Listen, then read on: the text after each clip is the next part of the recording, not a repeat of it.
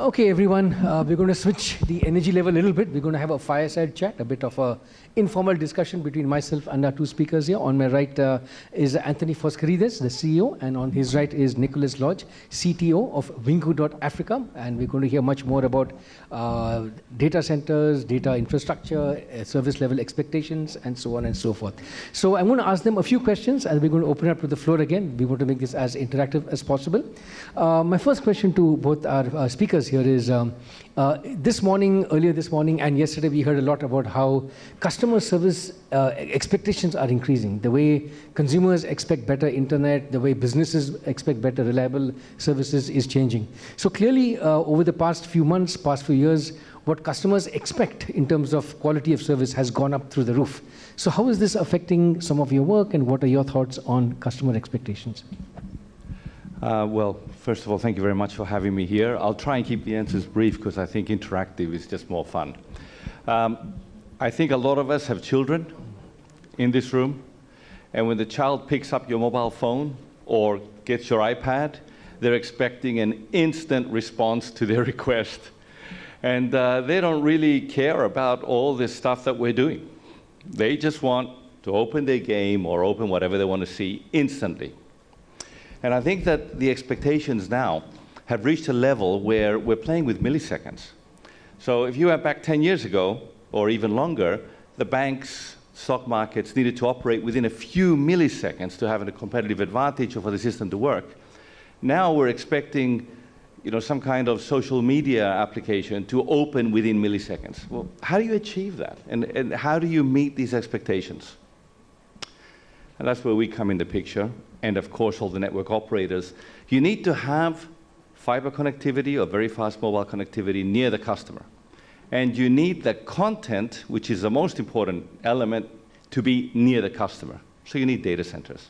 And you need the data center 2 milliseconds away, not 2 seconds away, which is, when it's in some far-flung place. So I think the answer is that the expectations are really just developing as people enjoy better and better performance. Their expectations, increase over that time. I think another area where expectations is changing is not just big companies or consumers, but even small and medium enterprises. We are seeing a lot of SMBs today expect world-class access to the best digital infrastructure. So what are some of your activities in the SME and SMB space?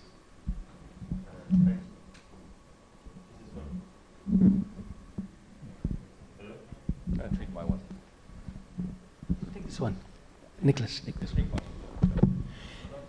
Yeah, thanks. Sorry, I don't know why that one wasn't working. For us, one of the benefits of a data center like ours, or data centers like ours, is that we can accommodate extremely large customers whose needs maybe change much more than they realize, and quicker than they realize. But exactly what you say, small players are able to get the same infrastructure access as large companies who probably in the past may have considered doing it themselves. Now there's a trend towards outsourcing towards companies like ours. So we're effectively making available the very best of data solutions, data center services to everyone from someone who needs one rack and has very modest requirements now, right up to somebody who has a very significant requirement. So the beauty of our service is that it actually does exactly that. It caters to the small guy as much as the large player. Maybe I could just add something as well. It's a great explanation. So, everybody's familiar with the word ecosystem, kind of like a mall where everybody goes into the mall. Well, the data center is like that. You have all the services across within that area, so the small guy can actually access services from the big guy or sell services to the big guy. So the data center ecosystem is really what allows, and I don't like using this word, democratization, especially these days. So it allows, if you like, equal access to these kind of facilities. Yeah. Thanks. Yeah. They're working now. Yeah. That's working, yeah. Yeah, my next question is, we've heard a lot of questions and answers coming from the audience members, some from Western Africa, Southern, Eastern, Central, and so on. Tell us a little bit more about what Wingu is doing across different parts of Africa. Thanks. Wingu has its origins, in fact, really solely in East Africa. We have been active in Djibouti for more than a decade, and in the last, year and a half or so, have expanded the footprint to now being in 4 countries. So our focus is East Africa. We are effectively putting edge data centers into markets that until now have probably not had necessarily data centers at all, certainly nothing like a data center that we're bringing in terms of the service and the commercial aspects of it. And literally in some cases we are the first such facility in some of these countries. So we're in Tanzania as of now. I'm very happy to be so, and already looking at a second location. We are in Somaliland, where there is quite an interesting level of activity, somewhat similar to how Djibouti was maybe almost 10 years ago, because it is one of the routes towards Ethiopia, and we're in Ethiopia itself, where you have a massive sort of transformation going on with the award of a second mobile license. If you look at telecom maps, the 120 odd million people in Ethiopia represent this sort of rather strange black hole, which is, I don't know, either there or North Korea, sort of similar in a way in that respect. It is just on the cusp of a huge change. So Wingu's concentrated on that. We are in those countries, and we probably expect to put additional facilities into those countries as well over the next couple of years. Great, thanks. We've talked a lot about the opportunity. Let's talk about some of the risks. Yesterday we had a fantastic panel anchored by Yusuf Kileo on cyber security. So obviously a very big question now is, how do you keep data secure? How do you keep your applications secure? How do you make sure the communications in transit is secure? What are some of your thoughts and assurances for the audience on security? Right, so security, big topic. There's a lot of different types of security, and some of the esteemed panelists before touched on this as well, and we've heard fantastic ideas on this.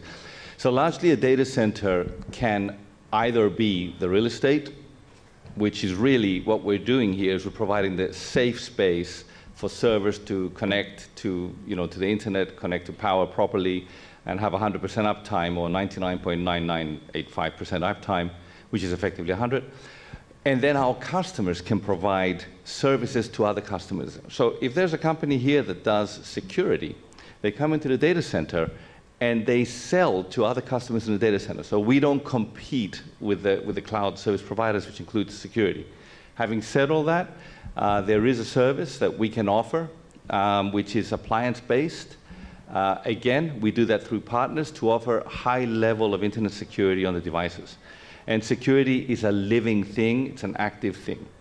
Just finally to say on security, it's not just the appliance, it's how many routes you have internet coming into your data center. So here in Tanzania, you're blessed, you have multiple operators. All the operators coming into the data center, therefore you have internet security, physical security, power security, and of course, very importantly, appliance-based or software-based security for the access to the world. Thanks. I've got just a couple of questions, and I'd like to invite the audience also to, okay, we've got a question coming. Yeah, let's go to him right now. Thanks for that conversation. I know Wingu just started their data center in Ethiopia, which is great. The question I have for you is the importance of having a data center locally, right, in the markets is beyond sharing the cost of setting up a data center, right? The latency for any request response is highly dependent on the distance between the server and the client, right? If you have two customers, if they have their data center in one location and they share API between those, bank and insurance, right, or something, right? If that itself is huge advantage, because the distance is a metaphysical constraint. Doesn't matter the infrastructure, the bandwidth you have, the distance always drives the latency. So that aspect needs to be a center of data center conversation, right? Not just sharing the cost of setting up one. Yes, very well put. I mean, you've answered the question better than I would have. Thank you very much. It is all about milliseconds, isn't it?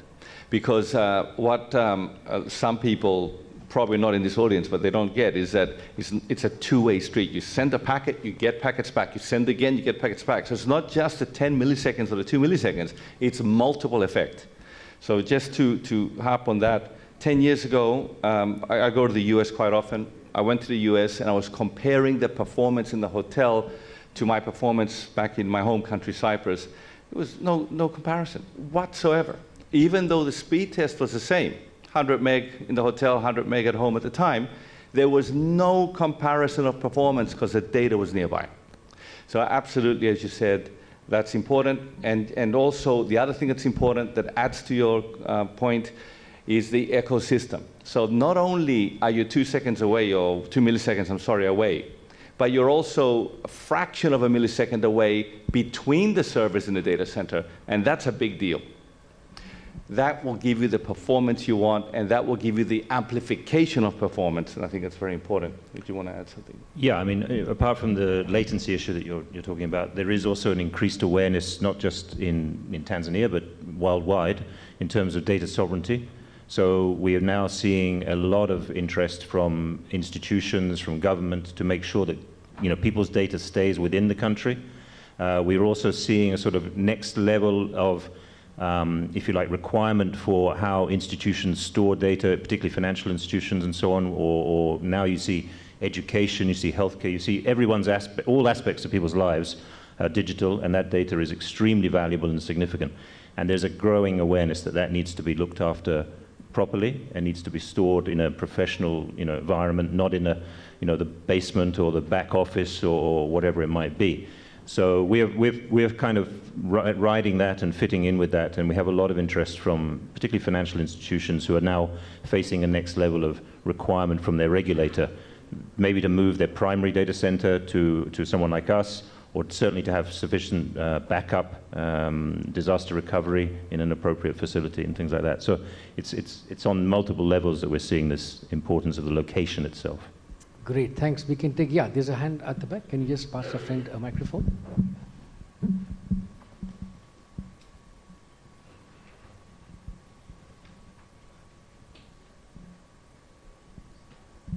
Okay, my question is, I know you're operating in a couple of countries. I know when we were in Addis a few months ago, you were also there as well. So my question is, what do you find more convenient in terms of the regimes? Scenarios where you play just as a co-location host, just host racks, in terms of business model, host the racks, or where you go the extra mile and actually provide virtual services. Which of those are actually more cost-effective for you as data center provider? Okay, thank you for that. It's a good question. So in a carrier-neutral data center, I'm sure you know this, by the way, but in a carrier-neutral data center, you don't compete against your customers. And a lot of our customers are cloud customers. They're the big guys, they're the small guys. And we really are pushing in the markets we are for local innovation. It's important that there is local innovation for so many reasons, we don't have time to get into. So we stick to providing, the grassroots, if you like, the co-location facility and all the connectivity, all the stuff, the mechanics you need to thrive.